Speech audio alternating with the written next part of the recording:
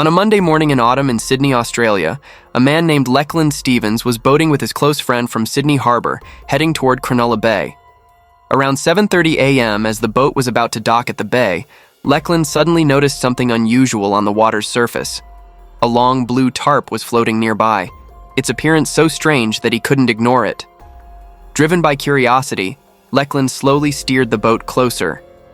The nearer he got, the clearer he could see that the tarp was tightly bound with multiple rounds of white rope, obviously wrapping something long inside. But when he looked down at the bottom of the tarp, Lachlan couldn't help but shudder. A pair of white sneakers was protruding from underneath. In that instant, he understood what he was facing. After the initial shock, Lachlan quickly called the police and photographed the scene, anxiously waiting for law enforcement to arrive. When police arrived and opened the tarp, they discovered the body of a young man inside. The victim was still neatly dressed in a black JJ brand shirt, CK jeans, a plastic glove on his right hand, and white sneakers on his feet. The autopsy revealed that the victim's cause of death was 2 gunshot wounds through the right side of his chest. However, what helped police identify the victim were the tattoos on his back. Through these distinctive tattoos, they recognized this was Jaime Gao, the young man who had been missing for a week. Today's case occurred in Cronulla, a peaceful seaside town about 16 miles south of Sydney. Known for its fine white sand beaches and fresh air, few could imagine that this beautiful coastal area would become the site where a horrific crime was discovered. Jaime Gao, 20 years old, was a business student at the University of Technology, Sydney. He lived in Hurstville, Sydney's bustling Chinatown district nicknamed Little Hong Kong, with countless Asian supermarkets and restaurants. This was a densely populated Chinese community where Cantonese echoed through the streets and the aroma of traditional food filled the air. Jaime had a relatively smooth academic journey. After graduating from Carimba High School, he successfully enrolled at the University of Technology, Sydney. There, Jaime was known as a student with good academic performance, neat appearance, and many social connections.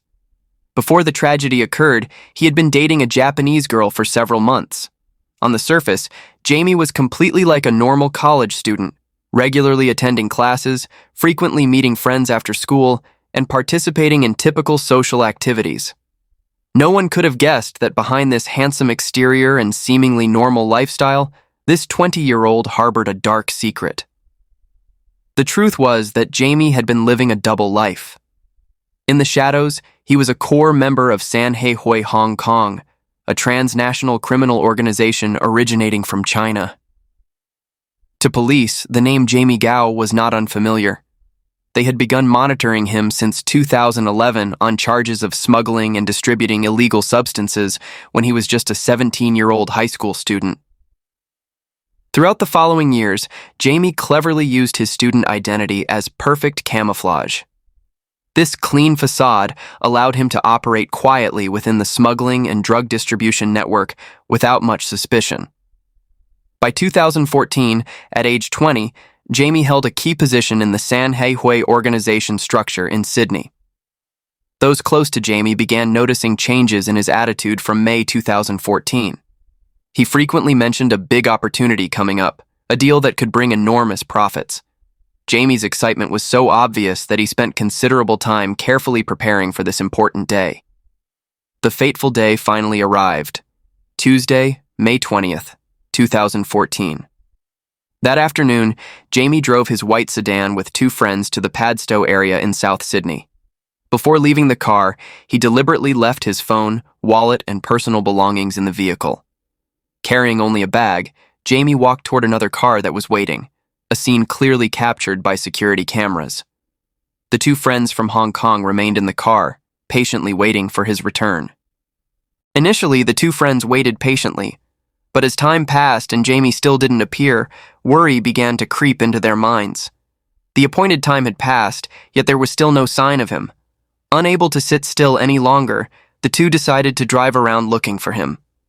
They circled the area multiple times, hoping to spot Jaime somewhere. But everything was in vain.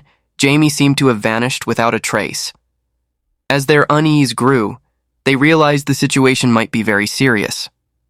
Finally, They had no choice but to park Jaime's white sedan by the roadside and quickly send distress messages to Jaime's relatives and friends. Henry was one of the first to receive this alarming news. As a close friend since high school, he knew Jaime was never irresponsible or would abandon his friends. When he received the message at 3 p.m., Henry immediately sensed something was very wrong. After contacting and gathering mutual friends, they rushed to Padstow to investigate the situation. Jaime's white sedan was still parked there. Opening the car door, everyone discovered Jaime's phone, passport, and some University of Technology Sydney documents were all left intact in the vehicle. However, there was one suspicious detail. The phone had clearly been opened and tampered with by someone. Most of the videos and photos in the device had disappeared, as if someone had deliberately erased certain traces. Despite expanding their search radius and thoroughly scouring the area, the group of friends found no clues about Jaime's whereabouts. By the morning of May 21st, when hope of Jaime returning on his own had faded, the group decided they couldn't delay any longer. They went to the police station to formally report the disappearance. Henry, as the closest friend, provided police with crucial information. He recounted that just one day before disappearing, Jaime and he had dined together at a Vietnamese restaurant in Hurstville. Throughout the meal, Jaime showed excitement when mentioning a big deal that would take place the next day. The location he mentioned was the Hartfield Meridian Hotel, and most notably, the buyer was supposedly a detective from the Sydney Police Department. However, Jaime had kept this person's identity secret, not revealing the name to anyone. As mentioned earlier, Jaime was actually no stranger to police. They had long known that this seemingly gentle college student was actually a drug dealer, but gathering enough evidence to arrest him was an entirely different matter. Notably, just weeks before his disappearance, Jaime had been summoned by the Australian Crime Commission, ACC, for secret questioning. On January 9, 2014, exactly 4 months before Jaime went missing, ACC agents appeared and took him to Sydney headquarters for a chat. Officially, the reason they gave was related to a kidnapping that occurred in January, with accusations that Jaime and 2 accomplices had kidnapped a 19-year-old named Yu. The story began with a complicated breakup. Yu was a roommate of Alex Lee, but Alex had decided to break up with his girlfriend. The abandoned girl, in her anger, approached Jaime to teach Alex a lesson. That evening, around 10 p.m., Jaime and 2 others went to the apartment where Alex and Yu lived. However, Alex wasn't home. In this deadlock situation, Jaime and his accomplices decided to take Yu instead, reasoning that since he lived with Alex, he was certainly on the same side. The unfortunate young man was eventually taken to a park and beaten before being released. Returning to Jaime's disappearance case, police quickly found important clues through security camera systems around the area. The video footage clearly showed Jaime's final journey on that fateful afternoon. After stepping out of his own car, Jaime walked straight toward a white sedan parked across the street. Cameras from another angle captured him getting into the back seat of this vehicle. Although the time displayed on the camera was incorrect, showing 1:52 instead of 1:40 p.m., the sequence of events was still clear. The white sedan then departed, traveling about 2,950 feet before turning into a self-storage facility called Rent Space. Around 1:42 p.m., cameras recorded a man stepping out from the driver's seat of the white sedan. He wore a hat and hoodie that obscured his face, but something about this person's build seemed familiar to the detectives. After delving deeper into other surveillance footage, police made an important discovery. They found video recording Jaime's presence at the Meridian Hotel in Hartfield on the evening of May 19th, just one day before he disappeared. The exact time was 7:51 p.m., and notably, Jaime wasn't alone. The person sitting across from Jaime in that meeting was the same young man in the hoodie, the same person who had driven the white sedan on the day Jaime disappeared. This was clearly not a random coincidence. The hotel meeting appeared to be a preparatory appointment, aimed at coordinating details for the deal that would take place the next day. When analyzing these video clips more carefully, police finally recognized the identity of the mysterious person. It wasn't a stranger, it was Glenn McNamara, a former detective from the Sydney Police Department. At this time, McNamara had long retired from the police force. He had transitioned to become a private investigator and novelist, utilizing valuable experiences from his years in the profession to write the book Dirty Work. This work, along with television appearances, had brought him some fame. However, behind this successful exterior, McNamara was facing a serious financial crisis. His ongoing divorce had become an economic nightmare. Enormous lawyer fees and litigation costs had nearly pushed him to bankruptcy. His new book, priced at $38.50 Australian, despite having potential, had dismal sales figures, completely insufficient to solve his deteriorating financial situation. It was in this desperate context that McNamara decided to embark on a dangerous path. An interesting detail is that both he and Jaime had worked for the same law firm, where Jaime primarily served as a Cantonese and English interpreter. Back at the scene, after entering the password to open the storage facility gate, McNamara slowly drove to storage unit 803. Everything happened very quickly and appeared to have been carefully planned. When McNamara opened the car door for Jaime, the young man immediately rushed inside the storage unit at lightning speed, clearly wanting to avoid any surveillance cameras in the area. Just minutes later, at 1:45 p.m., a silver sedan appeared and entered the storage facility.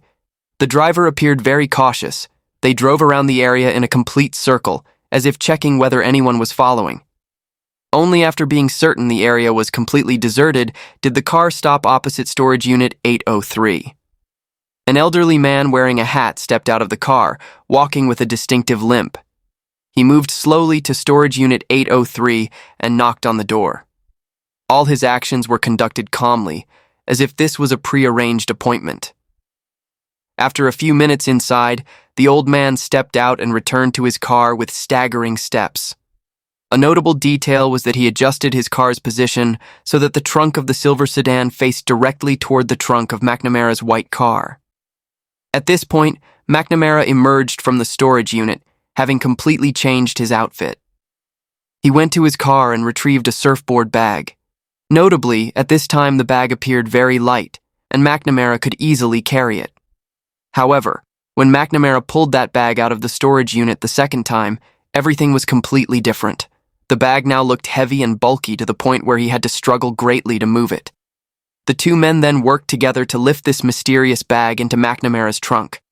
When everything was completed, the silver sedan left the storage facility first, followed by McNamara's car. And from the moment he entered the storage unit, Jaime was never seen again. Combined with the 2 gunshot wounds on his body, police believed Jaime was killed in the storage unit and then stuffed into the surfboard bag. The security camera system became a crucial witness, tracking every movement of the white sedan after it left the storage facility. Police discovered McNamara had driven straight to the parking lot at his apartment building, with the recorded time being 3:03 p.m.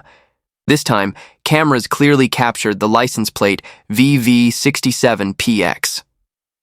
Through investigation, this car was purchased by McNamara under a false name just weeks before the crime, for 2,200 Australian dollars. This showed the entire plan had been prepared long in advance. The first part, dealing with Jaime, was complete. Now the remaining issue was how to make him disappear completely from this world. An hour later, at 4:20 p.m., McNamara and the mysterious limping man appeared at a Bunnings Warehouse store in Caringbah.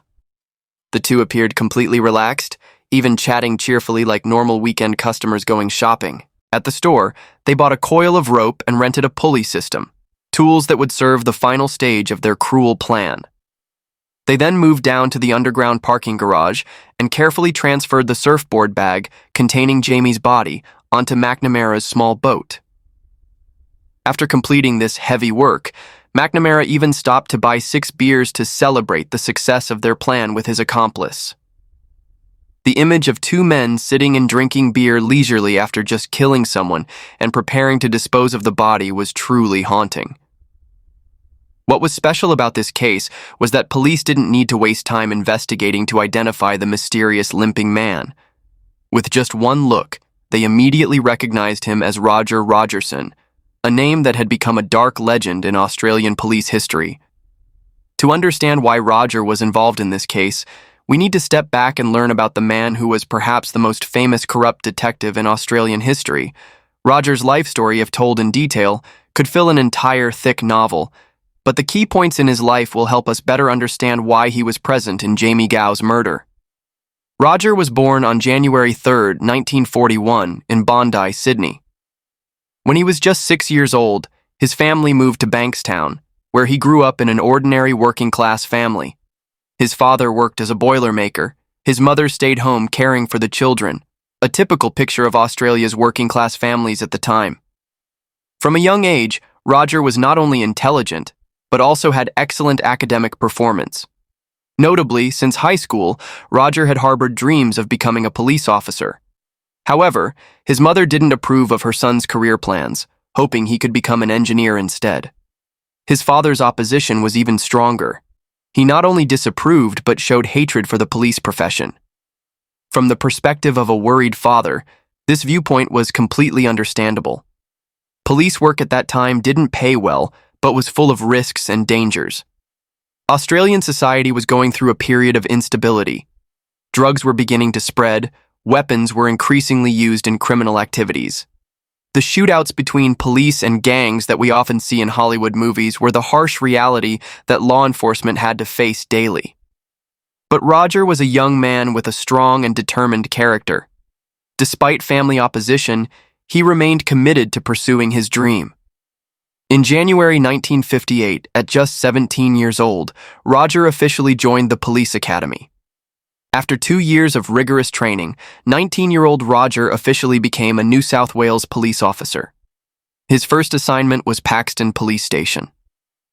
This area was densely populated with immigrants from Vietnam and Middle Eastern countries, many of whom were struggling with poverty and complex social issues. Drug trafficking and violence here remained major challenges for police even to this day. However, growing up in Bankstown became a major advantage for Roger.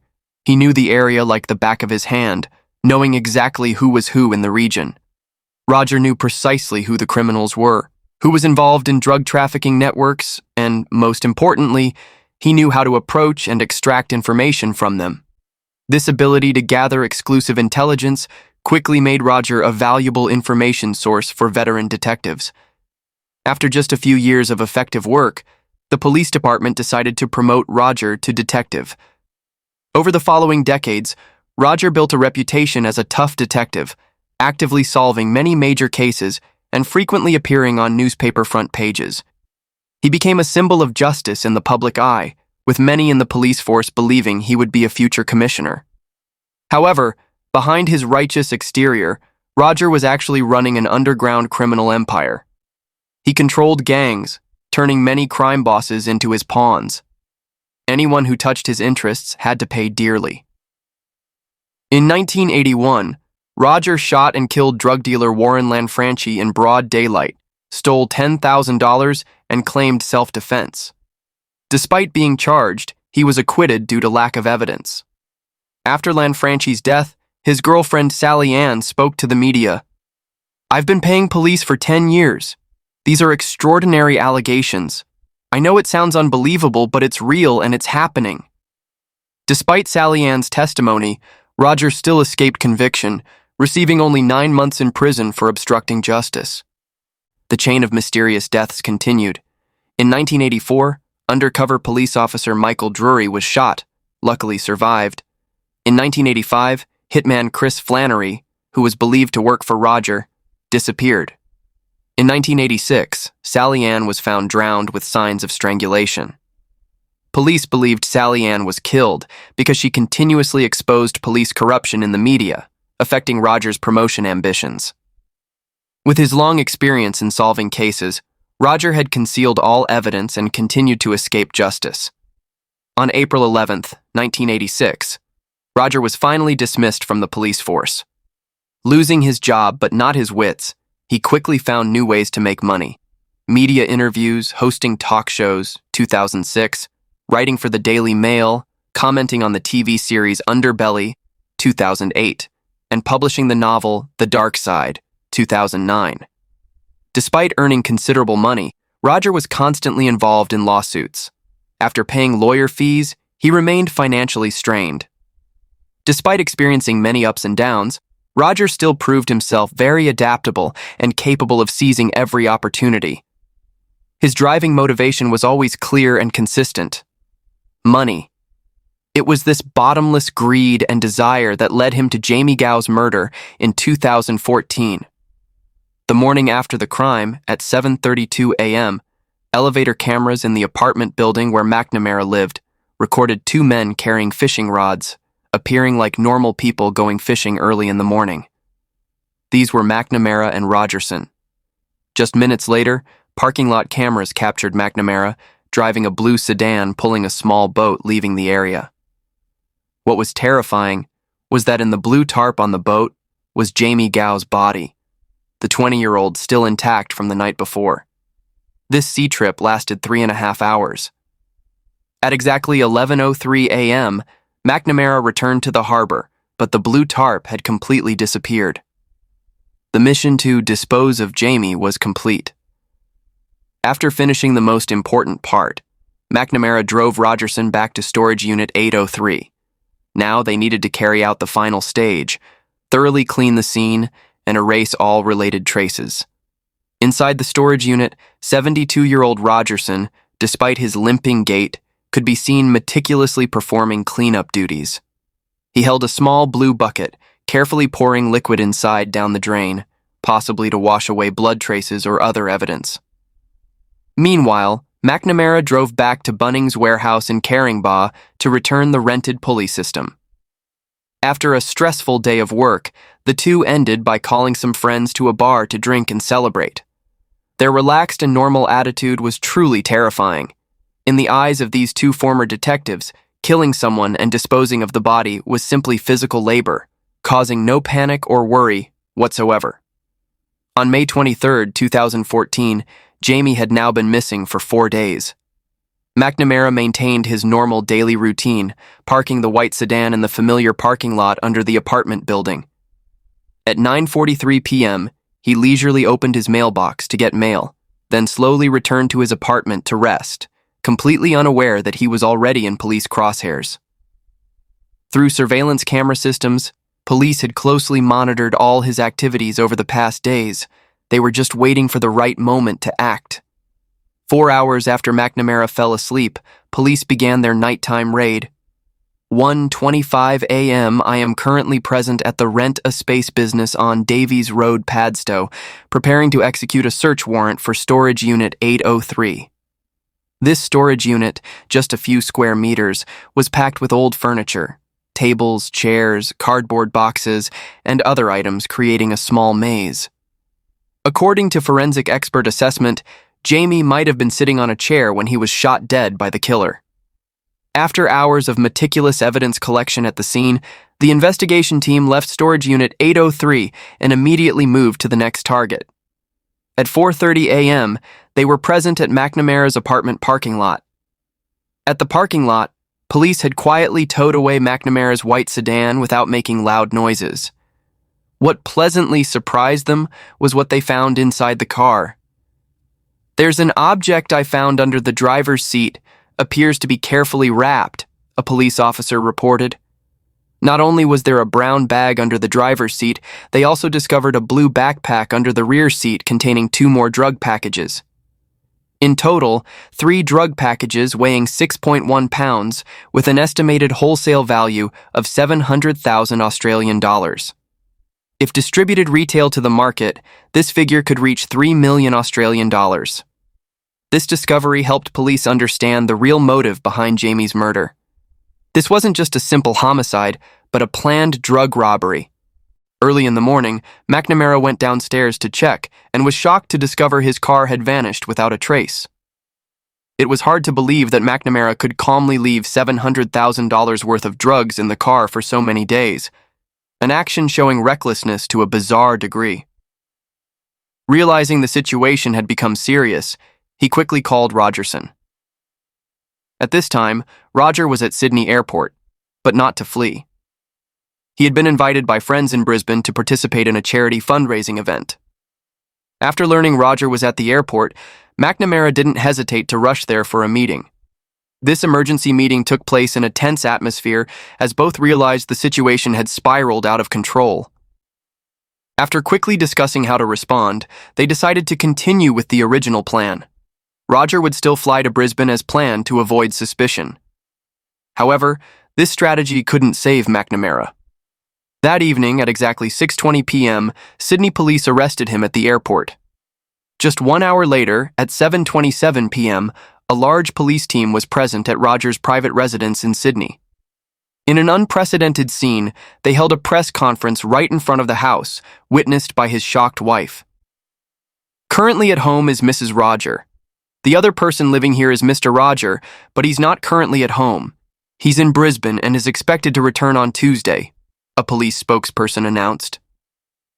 During the house search, police discovered black pants very similar to those Roger wore on the day of the crime. Test results later confirmed what they suspected. The pants had gunpowder residue traces, important evidence linking Rogerson to the shooting that killed Jaime. After an hour and a half of meticulous searching, around 9 p.m., police made another important discovery in Roger's garage, the small blue bucket they had seen in the surveillance video. This was physical evidence directly connecting Rogerson to the crime scene. The next morning, May 26th, 2 detectives from Sydney flew to Brisbane with the mission to arrest Rogerson. But fate arranged a strange coincidence. At the same time, Sydney police discovered Jaime Gao's body floating on the sea surface at Cronulla, exactly as they had deduced. Meanwhile, Roger had left Brisbane and was driving back to Sydney. He had no idea he was about to walk into a media and legal storm. Early morning on May 27th, when Roger had just returned to Sydney, he was immediately surrounded by reporters. "Mr. Rogerson, do you maintain your innocence?" "Sorry." "The boy." With both main suspects now in custody, police began conducting separate interrogations of each person. What was surprising and quite amusing in a dark way was the attitude of the 2 former partners. Just days before, they had been drinking beer together, celebrating their successful operation, but now they completely turned on each other as if they had never known each other. Both competed to blame each other, each giving different testimonies about who actually fired the shots that killed Jaime in that dark storage unit. Roger gave a calculated statement. He claimed that day he received a distress call from McNamara, who said he urgently needed Roger's help. According to Roger, when he entered the storage unit, he was surprised to find Jaime already dead on the floor. He insisted he only arrived later and wasn't involved in the murder. However, McNamara told a completely different story. According to his testimony, Jaime was sitting on a chair negotiating with him about the drug transaction when Roger suddenly appeared. This former detective, immediately upon entering the storage unit, pulled out a gun and shot Jaime dead without hesitation or saying a word. What frightened McNamara most, according to his testimony, was that after killing Jaime, Roger pointed the gun at him with a cold threat. If he didn't cooperate in disposing of the body, he would be the next one to die. Because of this, McNamara insisted he was completely coerced. To protect his own life, he had no choice but to follow all of Rogerson's instructions. When his daughter Jessica visited him in prison and expressed doubt, McNamara still firmly denied all accusations. "Hi, Dad. Are you okay?" "Honey, Dad is completely innocent, you know that." "That's the truth." "You know, we're all completely clean." So which testimony was true? The investigating detectives didn't need to guess for long. Evidence from surveillance camera systems told the whole story. Through analyzing video footage around the Hurstville area, police discovered a notable detail. McNamara and Jaime had met more than 20 times before the crime occurred. These weren't random encounters, but an entire planned hunting process. McNamara's identity as a former police detective had become the perfect psychological weapon. Jaime, a drug dealer who should always be wary of police, completely trusted this man. In Jamie's eyes, McNamara was no longer a threat, but a VIP customer, a former police officer willing to buy drugs in large quantities. Jaime had let down all his guard, intoxicated by dreams of getting rich quick. He thought he was about to execute the deal of the century and could become wealthy overnight. But in reality, McNamara had long planned in detail for a drug robbery involving murder. The camera system recorded every step of McNamara's preparation. On May 19th, one day before the crime, around 10 a.m., he had towed the small boat from the harbor to his apartment parking lot, preparing the means to dispose of the body. The next morning, at exactly 11 a.m., just over 2 hours before executing the plan, McNamara walked to a public phone booth on the commercial street. Using a public phone instead of his personal mobile showed the level of sophistication in covering tracks. From that phone booth, he called Jaime to arrange a meeting in Padstow in 2 hours. Everything proceeded exactly according to plan. At exactly 1 p.m., Jaime and 2 friends were present at the right location at the right time. But what Jaime didn't know was that in the silver sedan parked opposite, Roger was waiting to perform his part in this cruel plan.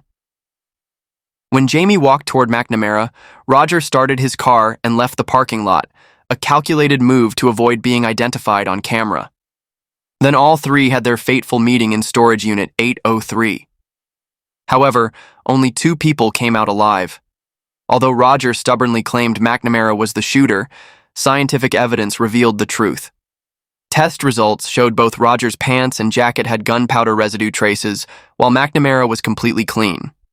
Combined with the fact that McNamara had never had a murder conviction while Roger had a long history involving homicide cases, police concluded that Rogerson was the one who pulled the trigger. However, this didn't mean McNamara was an innocent victim. Evidence showed he had actively participated in this conspiracy from the beginning. After Jaime was killed, McNamara himself retrieved the surfboard bag belonging to his daughter Jessica from his car, a detail showing he had prepared the body disposal method in advance. Additionally, although McNamara always drove the white sedan, when police traced the car's purchase records, they found Roger's fingerprints on the receipt. This proved both had bought this car together as part of their plan. After completing the work, McNamara showed no fear or remorse. He calmly joined Roger in methodically cleaning the scene, and finally the 2 leisurely sat drinking beer in celebration. Based on all evidence, police concluded this was a conspiracy planned by both men from the beginning. When they learned Jaime could provide an enormous amount of drugs, they decided to steal the goods instead of paying for them.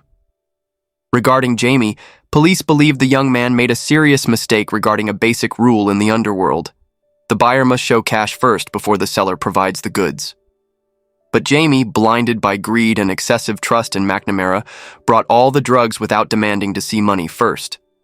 However, some experts offered a different, darker hypothesis.